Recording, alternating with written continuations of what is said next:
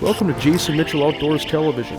Join us as we showcase some of the greatest hunting and fishing opportunities across the Midwest.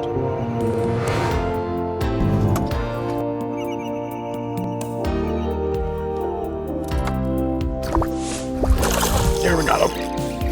Whoa! There's a fish. Oh, just like that. Thanks so much.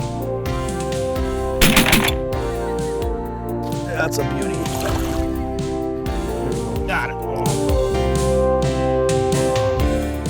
Today's show is brought to you by these fine sponsors: Yarcraft Boats, Evinrude BRP, Jason Mitchell Elite Series Rods, North Dakota Tourism Legendary, Cooper Chevrolet, Clam Ice Fishing, Northland Fishing Tackle, US Reel, Trigger X, Salmo Fishing Lures, and Bionic Line.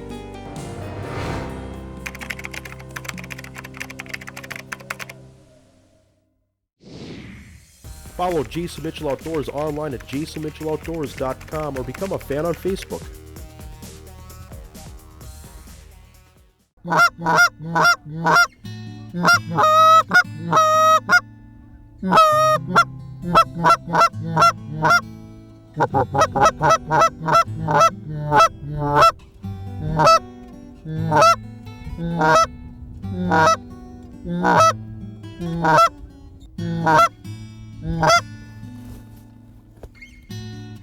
Take him, boys! Take him, boys! That's what it's all about right there.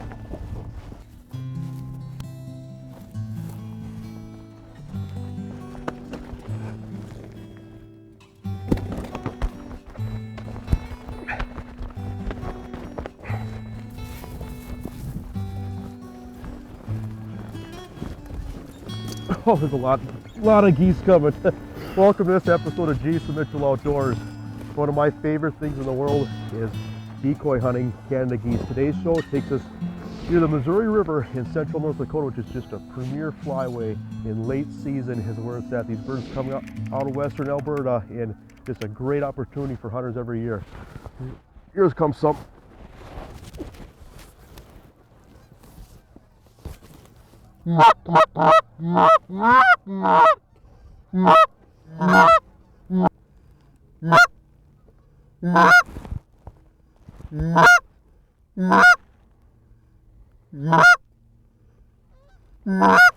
Take them, boys. Take them. Take them. Take 'em. Take them. There. Well, it landed right where it's supposed to, that's for darn sure. That was pretty, huh?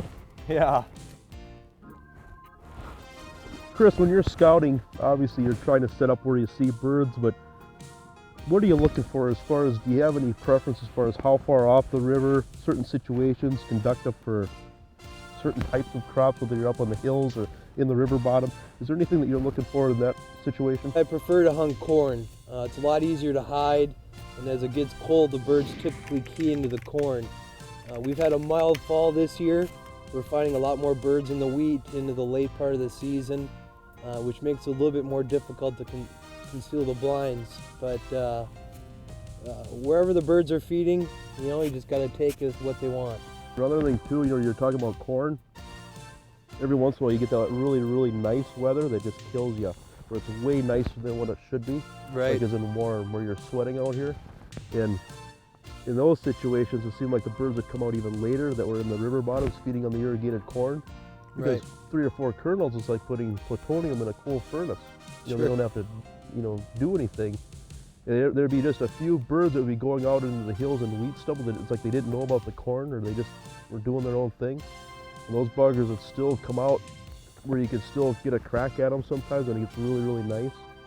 So a lot of times I fell back to wheat or even peas way up in the hills.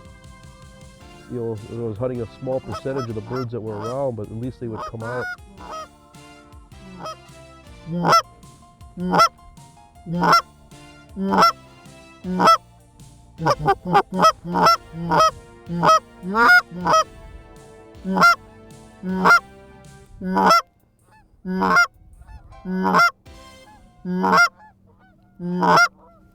Mitzi?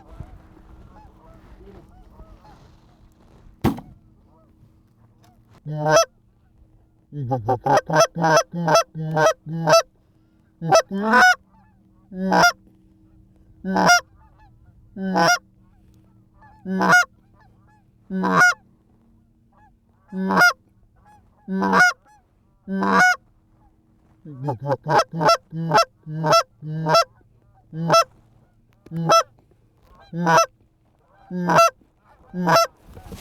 'em, boys!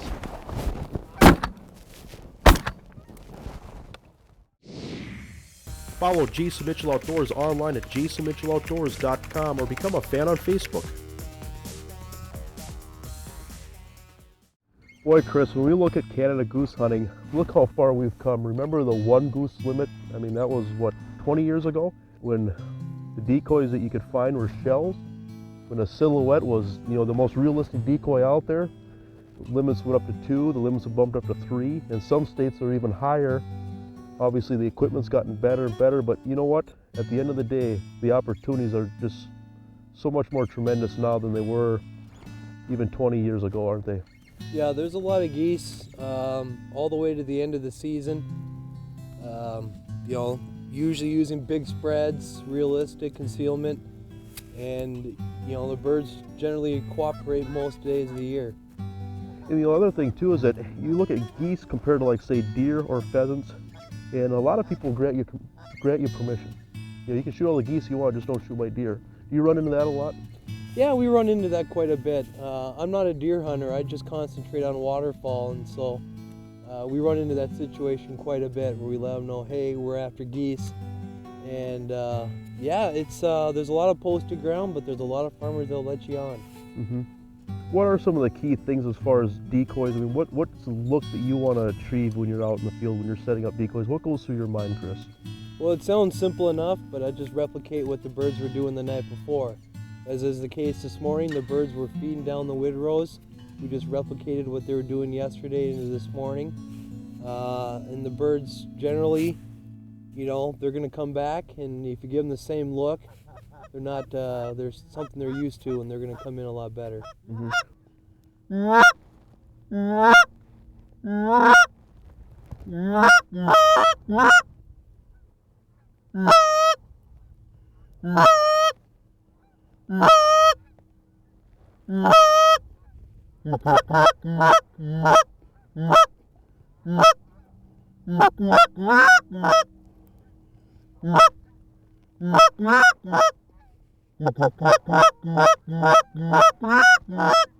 They're coming in nice out front.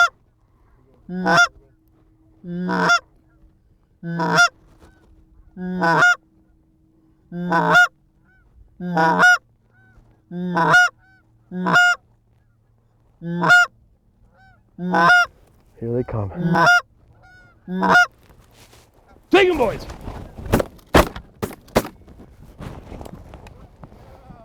Isn't that beautiful? When I first started hunting out here back in the 90s, it was all about flutes. Mm-hmm. In the last 10, 15 years, the evolution of the short-reed goose call has come along, and now you can sound more like a goose, you can be faster. There's so many different ways. Some days the birds, they want to be quiet.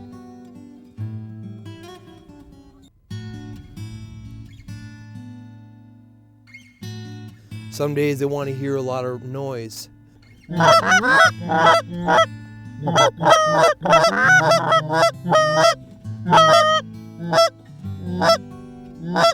And so same thing goes with flagging.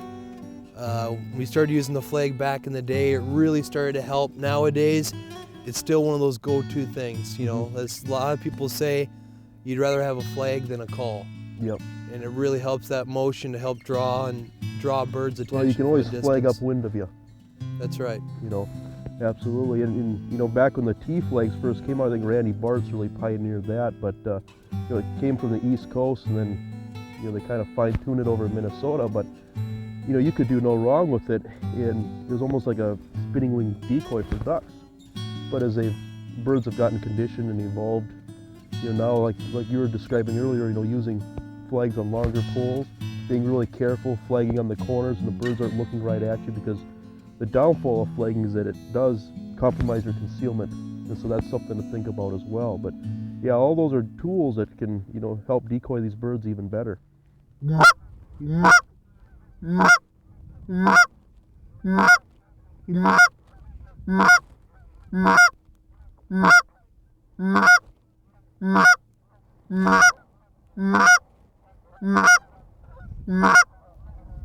Go ahead, John.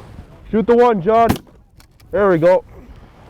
Nice work, guys. Isn't that beautiful? Oh, how can you ever get tired of that, huh? This area of central North Dakota is an incredible area if you're a hunter. If you'd like to find out more information, go to the North Dakota Tourism website.